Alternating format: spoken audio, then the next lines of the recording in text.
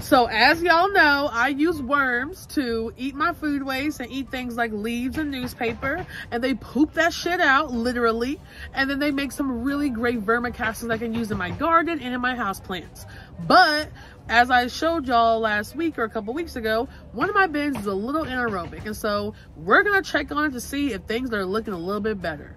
Oh, anaerobic, you may ask what that means? There's no air up in that bitch, okay? So we trying to put some air up in there and get things back right. Hi, I'm Compost Fairy. Welcome to my channel.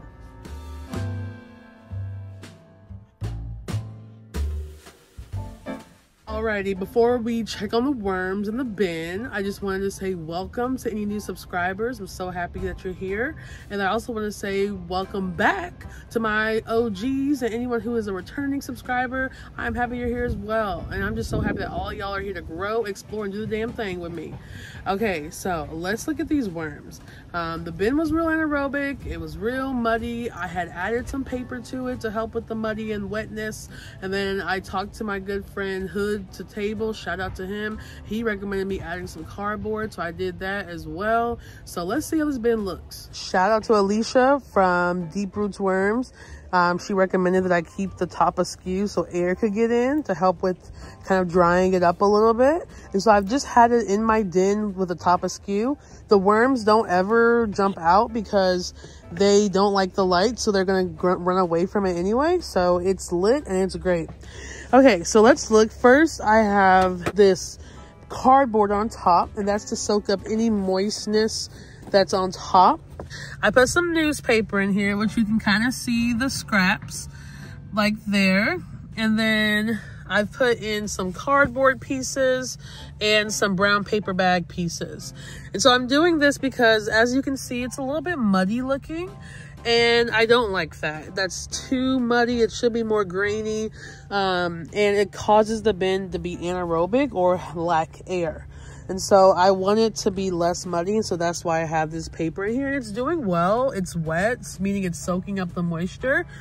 But we still see some muddiness. So let's dig in. It's gotten better. It was real muddy before, but it's getting a little bit more grainy, as you can see. Like, this is way more... It's not as wet. It's not as like clumpy. It's still, though, pretty muddy in here, but it's way better than before. So I'm going to add more cardboard in here. Okay, so despite the anaerobic conditions, the worms still seem to be really happy. But I'm going to go ahead and aerate the bin anyway because I want airflow to be all throughout this bin and for it to really not be so fucking anaerobic anymore. So that's why I'm going to mix it. Also, when aerating, I have to remember that there are little bitty worms and they be attached to the freaking spatula. So... don't forget about your little bitty worms, y'all. Okay, so like comparing to what it looked like before, I'll show y'all on the screen what it looked like before. And you see how it's real muddy. Now it's not so. It still is a bit on the muddier side. It's not as bad as it was. So I think keeping the top ajar has been helping. This cardboard and paper has been helping. And so I'm just going to add some more cardboard and paper just to help soak it up a little bit. And yeah, we should be good. What makes a bin go anaerobic? Like, why is my bin so muddy? I think there's a couple things to it. I think the airflow was off at first. I have aeration holes, but there's also a lot of worms in this bin, which I think is also a factor that's been playing into it as well. So there's a lot of worms. The bin may not have been getting the best airflow. I don't think I was overfeeding. I don't think that is something that I was doing, but that's definitely one thing that can definitely make your bin go anaerobic, especially if you're adding a lot of greens and not a lot of like bedding and browns.